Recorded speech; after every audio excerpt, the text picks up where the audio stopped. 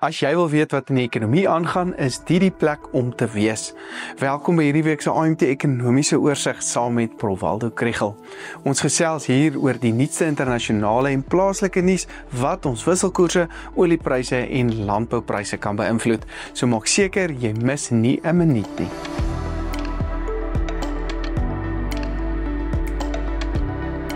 Die rand versterk na R18.76 per Amerikaanse dollar, bly op R21.30 teenoor die euro, staan op R24.92 teenoor die Britse pond en staan tans op R11.92 teenoor Australië se dollar.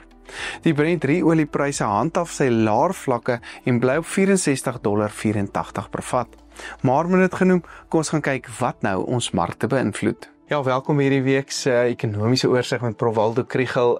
Baie interessante gebeure met Trump se tariewe wat natuurlik ingeskop het, moontlik Amerika wat nie na die G20 afspraak toe kom nie. En ja, daar's verskillende bewegings in die wisselkoers gewees en ons gesels soos oudergewoonte met Prof Waldo Krugel van Noordwes Universiteit. Baie welkom Prof. Dankie Johnny. Waldo, kom ons begin nog weer met internasionale nuus, die groot olifant in die vertrek met Trump tariewe en wat dit toe nou uiteindelik 'n China-Amerika oorlog begin word.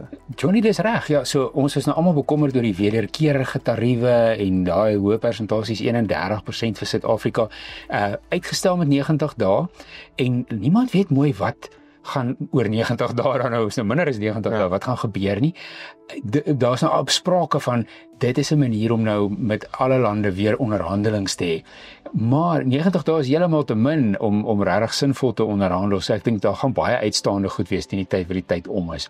Gaan hy weer uitstel, gaan hy ander tariewe instel, dis baie moeilik om te sê, en ek dink dit maak dit moeilik as jy internasionaal besigheid doen. Ja, maar ons het ook gesien die wisselkoers, wat ek nou laaste wisselkoers wat ek gesien het, is die rand het teen die dollar versterk, hy het teruggekom hier na R19 vlak toe waar hy redelik bo dit was, net onder die R19 tydens opname nou, maar baie interessant is, ons het verswak teen Australië se dollar, teen die pond, teen die euro.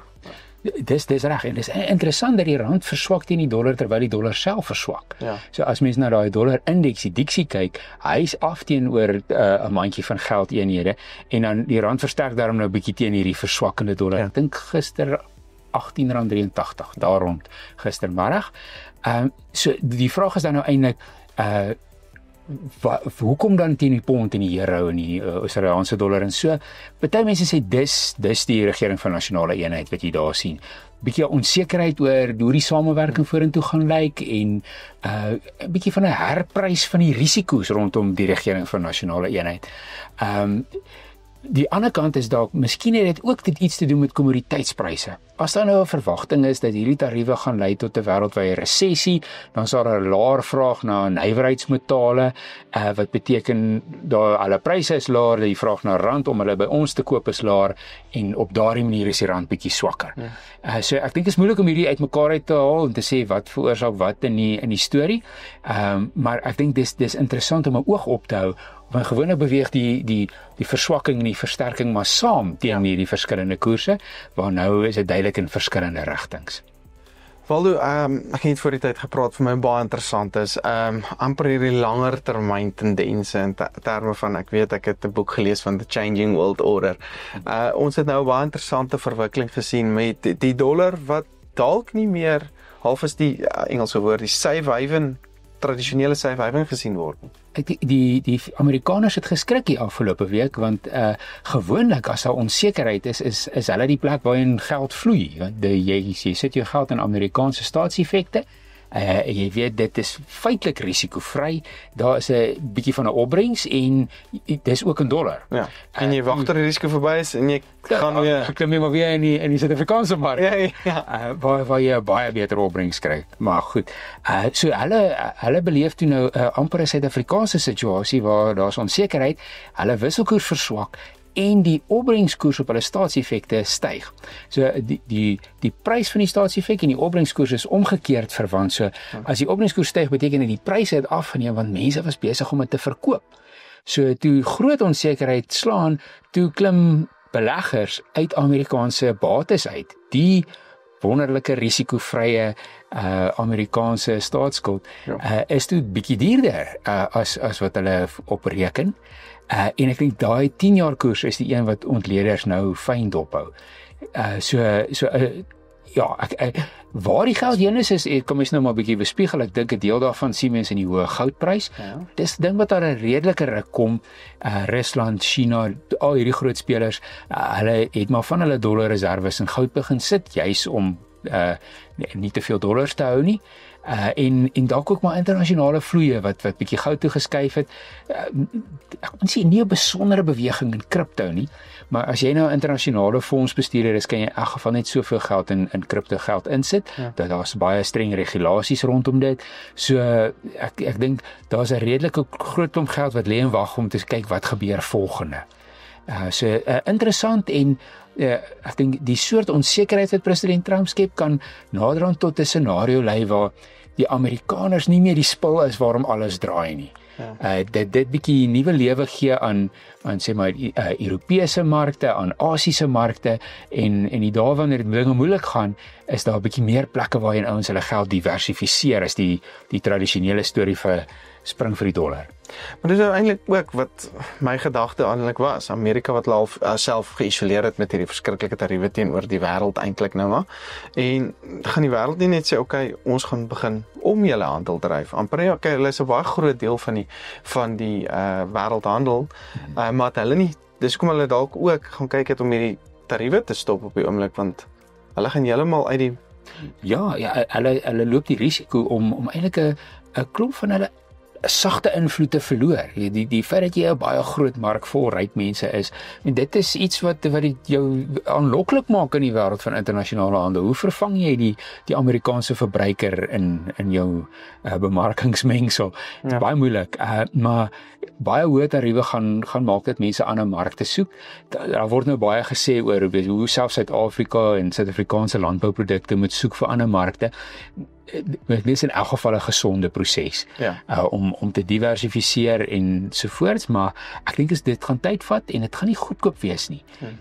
En ongelukkig, as mense geweet het die tariewe is af of die tariewe is aan, dan kan jy volgens dit beplan. Ja. Maar nou is dit nie duidelik nie en daardie onsekerheid maak dit nou moeilik vir 'n besigheid om te besluit, sit ons 3 ouens op 'n vliegtyg Abu Dhabi toe hierdie week om te gaan deals praat, of wag ons maar en kyk, daar kan ons nog steeds in die Amerikaanse mark bly. Daai onsekerheid is die doodsteek van besigheid. Hoorie Waldo, so vinnig, ons begin gewoonlik daarmee, maar gegee hierdie inligting. Wisselkoers sterker, swakker, die olieprys sterker of swak, hoër of laer? Ek raai die rand bietjie sterker. Een, omdat die dollar swakker is, en 2, omdat dit lyk asof die politiek soort van amper sê die ANC is gesels. Hulle gesels, niemand is so kwaad dat hulle wil wegloop nie. Dit is maar 'n moeilike huwelik, maar hulle probeer hom vorentoe vat. Dis nog nie verby nie. Daar moet nog 2 stemme wees rondom die begroting. Daar's nog 'n hofsaak rondom die BTW verhoging. Die EFF is nou ook deel van die hofsaak. So die moeilikheid is maar nog aan die pyplyn, maar ek dink 'n effens sterker rand. Okay. Die risiko's rondom ons staatsskuld is nou nie soveel meer dat die rand weer gaan skrik nie. Die ANC en dis maar oor die begroting en 0.5%.